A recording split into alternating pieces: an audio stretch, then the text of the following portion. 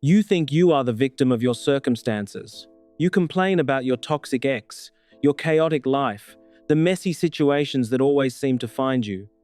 When things get difficult, ugly, or require actual work, you walk away. You ghost. You call it protecting your peace. But what if you are not the victim? What if the monster ruining your life is exactly what you created and then abandoned because you were too cowardly to take responsibility for it? Today, we are looking at a story about a man who ran away from his own mess. By the end of this video, you will stop playing the victim. You will finally turn around and face your monster, my friend. Let's start at the very beginning, because this is where everything goes wrong. Victor Frankenstein is young, brilliant, and completely obsessed with one idea. He wants to create life. Not fix something, not help someone, create from scratch. He wants to be a god. He stays up all night in his lab, skips meals, ignores his family, and pours every last drop of energy into this one enormous dream. And here is the first question that should stop you cold. Why do we care more about the idea of a perfect project or relationship than the messy reality of actually doing the work? Think about it. You fall in love with the version of a relationship that exists inside your head. The romantic dinners, the easy conversations, the beautiful compatibility. Or you fall in love with the idea of starting a business, writing a book, building something from the ground up. The dream version, the highlight reel version, the version where everything works out and you look incredible at the finish line. Victor was doing exactly that. He loved the fantasy of creating life. He loved the image of himself as this genius who unlocked the secret of the universe. He did not think about what happens after. He never asked himself, if this actually works, what do I do next? He was in love with the idea, not the reality. And that gap between the idea and the reality is where almost every disaster in human history is born. But Victor kept going, he kept building, and then one night, it worked. Picture this.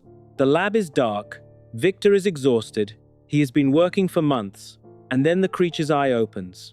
One dull, yellow eye, staring straight at him. Victor looks at it and feels absolutely nothing he expected to feel. No triumph, no joy, no sense of achievement. He feels horror, because the thing in front of him is not the beautiful dream he was chasing. It is massive. It is terrifying to look at. It is alive and it is looking at him, and it needs him. So Victor does what a lot of us do the moment reality crashes into our fantasy. He runs. He literally sprints out of the room, abandons his creation mid-breath, and leaves it lying there alone, confused and completely helpless. He ghosts his own creation on the night it is born, which brings us to a question that should make you genuinely uncomfortable. Why do we ghost and run away the exact moment things get difficult or ugly? You have done this. Maybe not with a creature stitched together in a lab, but you have done this. You started a project with massive energy, and the moment it got complicated, you ghosted it. You entered a friendship or a relationship, and when it stopped being easy and started requiring actual effort, you went quiet. You left. You told yourself it wasn't working out. But the truth is simpler and harder than that. Reality looked nothing like your fantasy, and you weren't willing to do the work to bridge that gap. Victor wasn't willing either. And here is the part that should genuinely scare you. That wasn't the end of the problem. That was the beginning. Victor gets sick after the ghosting. He collapses, falls into a fever, and his best friend Henry nurses him back to health. And when he recovers, you know what Victor does? He goes back to his life. He studies, he laughs with friends. He pretends that night never happened. He actually convinces himself that maybe, if he never thinks about it again, the whole thing will sort itself out, that the creature will just disappear, figure itself out. Because here is the next question that hits close to home. How do we convince ourselves that ignoring a problem will miraculously make it disappear? We do this constantly. You send a message you shouldn't have, and you put your phone face down and stare at the ceiling as if not looking at it changes anything. You have a conversation that went badly and you avoid that person for weeks, hoping the awkwardness dissolves on its own. You make a mistake in a relationship and instead of addressing it, you bury it under normalcy and pretend everything is fine, watching the resentment slowly pile up beneath the surface. Victor did this on a catastrophic scale. He functioned. He moved on. he pretended, but the creature was out there, alone. Trying to understand the world with no one to guide it, no one to explain why it was here, no one to tell it that it mattered, and that is when the abandoned problem starts to grow teeth. Here is what you need to understand about the creature. It was not born evil. That matters more than anything else in this story. When it first stepped into the world, it was curious, gentle, even. It watched a family from the woods for months. It learned language by listening to them talk. It secretly chopped firewood at night to help them without being seen. It wanted connection. It wanted to be seen. But every person who laid eyes on it screamed and ran or attacked it immediately, because it was terrifying in appearance. And you already know whose fault that is. Victor built it. Victor abandoned it. Victor gave it no name, no guidance, no love, no explanation of why it existed. So now ask yourself the question that stings. What happens to the people and the situations we leave behind when we refuse to take responsibility? They don't stay the same, they change. The thing you abandoned doesn't sit quietly waiting for you to come back and fix it. It grows, it adapts, it learns to survive without you. And the way it learns to survive is often not the version you would have wanted if you had stayed. The creature tried to connect with the family it had been watching for months. And when they rejected it with violence, something shifted. The warmth started hardening. The loneliness started turning into rage.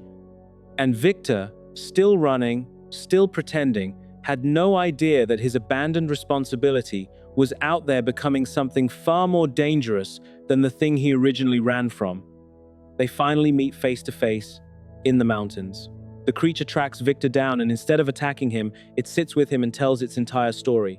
The confusion of waking up alone, the rejection from every human it encountered, the slow, burning discovery that its creator was still alive somewhere and had never once come back to check on it. And then the creature asks for something. It asks Victor to take responsibility, build it a companion, someone it can exist beside without being hated. And this is the moment where you have to be honest with yourself. Why is playing the victim so much easier than admitting you are the creator of the chaos? Because Victor, standing in those mountains and listening to the creature describe its suffering, his first instinct is still to frame himself as the one being wronged. He is horrified. He feels threatened. He is not standing there thinking, I caused this. He is thinking, this creature is my enemy. Look at what I have to deal with. That is a move we know well. You hurt someone, and when they come back broken and furious, you make their anger the problem. You say they are being dramatic. You say they are too sensitive. You forget entirely that their pain has a very specific return address, and it is you. Victor forgot that, or he chose not to remember, but he reluctantly, finally, agrees to help. He will build a companion, and for a brief moment, it looks like something might actually be repaired. It isn't. Victor starts the work on a remote island, and then his fear takes over completely. He imagines what two of them could do together. He catastrophizes. What if they multiply? What if the damage spreads? And so he destroys the second creature. Right there. Tears it apart before it is even finished. And the original creature is watching through the window. It sees everything.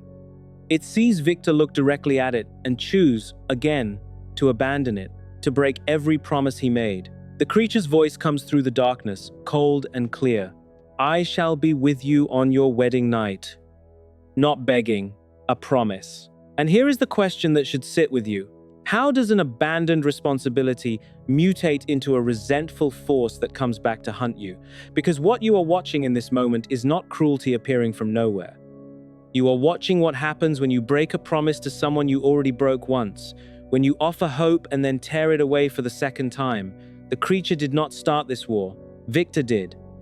Victor started it the night he sprinted out of that lab. He kept not realizing it because he was too frightened to look at what he had set in motion. And the cost of that refusal to look, it starts collecting now. And it collects from the people around him, not from Victor, at least not yet. What is the actual cost of refusing to look someone in the eye and say, I made a mistake and I am going to fix it? Victor's little brother William is killed, an innocent child who had nothing to do with any of this. A young woman named Justine is falsely accused of the murder and executed. Victor knows the truth. He knows exactly who is responsible. And he says nothing. Because speaking the truth would mean explaining the creature, and explaining the creature means admitting everything he has spent months burying, so he stays quiet.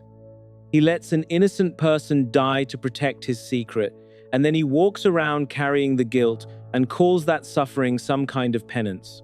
But suffering quietly when you could speak up and save someone? That is not paying a debt. That is choosing your own comfort over another person's life and calling it grief. And then the creature kills Henry, his best friend, the person who stayed loyal and warm even when Victor was distant and erratic and impossible. Henry is gone. And Victor has to carry the knowledge that his avoidance, his running, his refusal to handle the problem when it was still manageable, got someone who genuinely loved him killed. Which is the question that cuts the deepest. How does our habit of escaping eventually destroy the innocent people who actually love us? Because it is never the person running who pays the highest price. That is the brutal truth. Victor ran. Victor avoided. Victor kept pretending. But William paid, Justine paid, Henry paid, and then on the wedding night, Elizabeth paid. She was his new wife. Steady, warm, completely devoted. She had no idea what was coming for her because Victor never told her the truth. He kept running and hiding, and she was left exposed. The creature walked into her room while Victor stood outside waiting to fight. She was gone before he got there. And Victor stood in that room and looked at the full wreckage of every choice he had refused to make. A life completely hollowed out. Everyone he had loved, taken, because he never once stopped to face what he had created. Why does the monster always follow you, no matter how far you move or how fast you run? Because the monster is not geography. You cannot outrun it by moving cities. You cannot out-earn it by being successful somewhere new. You cannot out-relationship it by finding someone better. The monster is the unresolved thing, the abandoned responsibility, the mess you made and walked away from. It travels with you. It shows up in the back of your mind during every good moment, right on schedule, to remind you it is still out there, still waiting, still carrying your name. Victor ran to Switzerland, to England, to remote islands, across Europe, and the creature followed him every single step, because that is what ignored problems do. They don't dissolve. They follow. And here is where the story ends. Victor Frankenstein, the brilliant young man who once dreamed of being a god, is now a broken, dying man chasing a creature across the Arctic ice. He has lost everyone. He is not even chasing the creature to defeat it anymore. He is chasing it because it is the last thing he has left. Because without the creature to chase, he would have to stop moving. And if he stopped moving, he would have to sit alone with everything he did and everything he lost and everything he refused to face for years. The cold of the Arctic is nothing compared to that. And the creature, when Victor finally dies on that ship locked in the ice, does not celebrate. It stands over his body and weeps. Because it never wanted this. It wanted a father. It wanted to be seen and claimed and cared for. And instead it got a lifetime of abandonment, which turned it into the very thing that destroyed the person it originally needed most. Which brings us to the last question, the one you came here to avoid. If you stopped running today, what exactly would you have to face tomorrow? What is the thing you built and abandoned? What is the responsibility you ran from that is out there right now, getting colder and lonelier and more dangerous? What conversation have you been avoiding so long that the other person has stopped expecting you to show up? What mess have you convinced yourself has disappeared when you know, somewhere underneath the noise of your daily life, that it is still there, still carrying your name on it? Because here is the truth that Frankenstein has been screaming for over 200 years. The monster is never the problem. The monster is the result. The creator is the problem. And you are the creator. Mary Shelley was 19 years old when she wrote this book, 19, and she understood something most people spend entire lifetimes running from. The things you refuse to face do not disappear, they grow. They learn your schedule, they find you in your happiest moments, and remind you of what you left unfinished. The creature was not born a monster. It was made into one by someone who loved the dream of creation and could not handle the responsibility that came attached to it. That is not a horror story about a laboratory in Geneva. That is a story about every person who has ever ghosted a problem, played the victim of a mess they helped build, and looked at the damage they caused while saying, "This is happening to me," instead of, "I did this and I need to fix it." The frozen wasteland is real. The regret is real. The trail of people left behind when you keep running, that is real too. The question is what you are going to do about it before you end up chasing your own monster across the ice, alone, with nothing left to show for the running but the cold.